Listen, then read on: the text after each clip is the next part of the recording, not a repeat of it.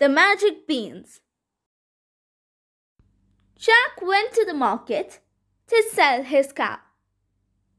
On the way, he met an old man who bought his cow and gave him some magic beans. He planted the beans.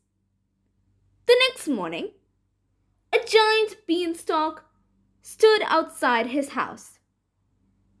Jack climbed the beanstalk and came to a giant's house in the sky. He saw the giant with a hen.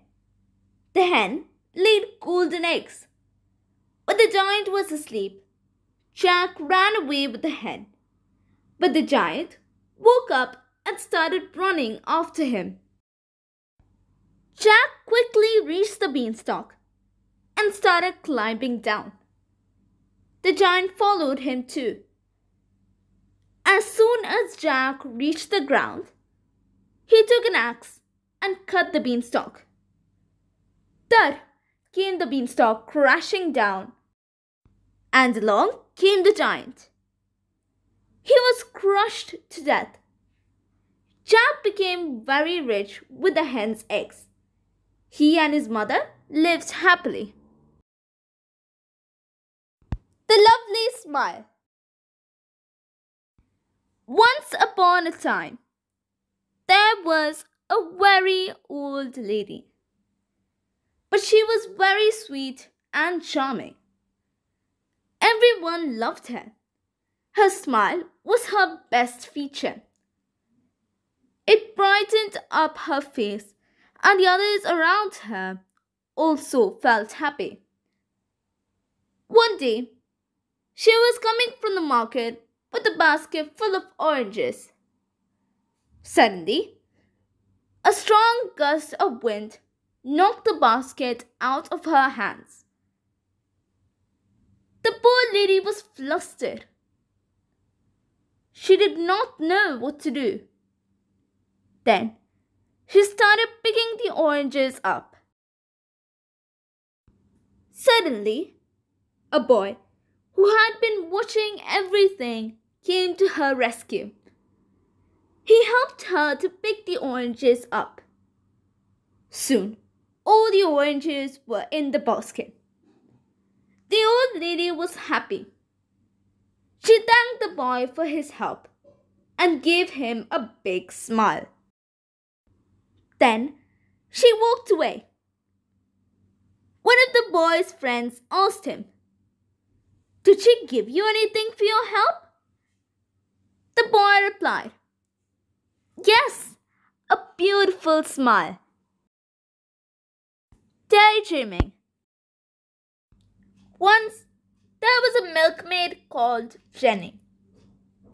She was going to the market to sell milk. She was carrying the pot of milk on her head. While going, she started thinking. She thought, "I would sell the milk and buy many eggs. These eggs would hatch into chickens, which would become hens. Then I would sell their eggs. I would keep some of the hens in my house and roast them. I would sell the chicken and buy a pig. When the pig grows up, I would sell it and buy a cow and a calf. I would enjoy seeing them jump in the grass." Without a thought, Jenny herself jumped, and in the process, the milk pot fell down. Jenny was dismayed. All the milk was on the floor. The hens, the pigs, and the cows vanished in a second. Jenny realized that it was useless to daydream. The magic lamp. A poor boy called Aladdin lived with his mother. One day, a man visited their house, saying he was Aladdin's uncle. But he was a bad magician. He took Aladdin to a cave in the desert. There, he said to Aladdin, "Go into the cave and find an oil lamp. Then give it to me." When Aladdin entered the cave, He saw many wonderful things there, but he only looked for the lamp. Soon, he found the lamp and cried, "I have the lamp!" The magician said, "Give it to me." But Aladdin was clever. He said, "Take me out of the cave first." The magician got angry at this and left Aladdin in the cave. Aladdin got scared, but by mistake, he robbed the lamp. Suddenly, a genie appeared before him and asked, "What can I do for you, master?" A shocked Aladdin said, "Take me back home." The genie did so. After that, Aladdin used the lamp whenever he wished to and became very rich. William and the Black Stallion. Prince William waited to begin his horse riding classes. The riding instructor, Patrick, came with a handsome black stallion. Strangely, William was terrified of the stallion and ran away. Patrick learned that a witch's black cat had attacked William when he was very young. This made him feel scared of dark-colored animals. Patrick decided to help William. He brought a black puppy. Patrick held William's hand and slowly glided his palm over the soft fur of the puppy.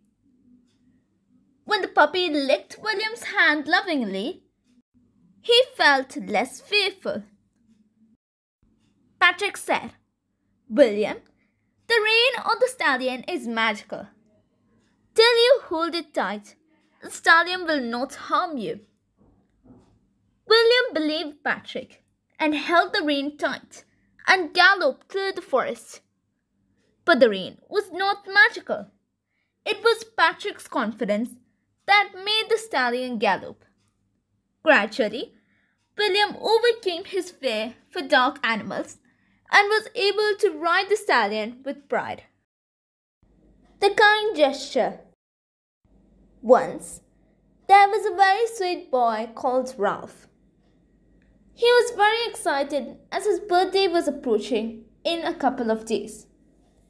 His parents gave him money to buy anything he wanted. Ralph was very happy and went to the toy shop to buy an aeroplane. While he was looking at the various models, he heard a voice call him. It was none other than his school friend Mark. Ralph said to him, "It is my birthday today. I have come to buy myself a gift." Mark said, "It was my birthday yesterday, but my parents are poor and could not give me anything." Ralph felt sad for Mark. He bought 2 planes and gifted one to Mark. There were tears in Mark's eyes at Ralph's kind gesture. He thanked Ralph and both became good friends. Ralph told his parents everything and they were very proud of him. Missing things. The Hodge family was puzzled.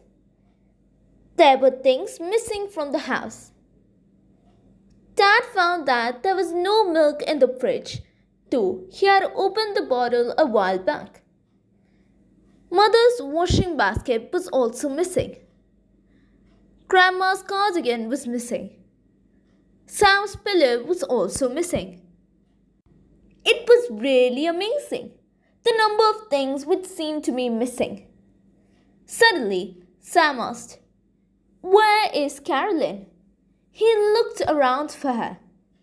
He knew Carolyn only too well, and he was fairly sure that it would be her if anyone knew what had happened to all the things which were missing.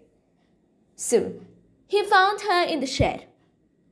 She was looking inside the washing basket. He saw a hedgehog in the basket. Sam was surprised to see his mother's washing basket, the milk bottle, Granny's cardigan, and his pillow there. So this is where the things were. Sam laughed a lot. The pearl. Once, a prince was riding through the forest. On the way, he saw an old lady sitting on a rock. She seemed tired and had two heavy baskets with her. The prince got down from his horse, helped the lady, and dropped her home. There, he saw a girl looking after some geese. The old lady gave a pearl to the prince and said, "This pearl will bring you luck." The prince took the pearl and went to the palace. When he showed the pearl to the queen, she exclaimed, "Oh my God! This pearl belongs to my daughter, whom I had lost when she was a baby." The queen got excited and told the king about this. Both sat in the carriage and rode off to get their daughter back. It was a happy occasion for everyone. The daughter took the old lady with her to the palace. The goat and the wolf. A goat lived with her 7 kids. One day, she said to them, "I am going out. Watch out for the wolf." Then she went away. The wolf saw the goat leaving. He immediately knocked on the door. One of the kids said, "If you are our mother, show us your white feet." The wolf rubbed some flour on his paws and showed them to the kids. The poor kids opened the door and immediately the wolf ate them. The goat was shocked to find her kids missing. Only one kid, who had somehow hidden himself, came running to her. He told her everything. Both of them found the wolf sleeping. The goat took a pair of scissors and cut open the wolf's stomach. All the 6 of her children came out hurriedly. Then she filled the wolf's stomach with stones and stewed it. The wolf woke up feeling thirsty. He went to a well to drink water, but due to the heavy stones, he was drowned in it. The tailor and the giant. A certain king was very disturbed, as his kingdom was threatened by a giant. Finally, the king announced that whoever killed the giant would marry the princess. Now, a tailor, who had heard nothing of this, was working hard. He had killed 7 flies in one blow. He felt so proud that he boasted about it.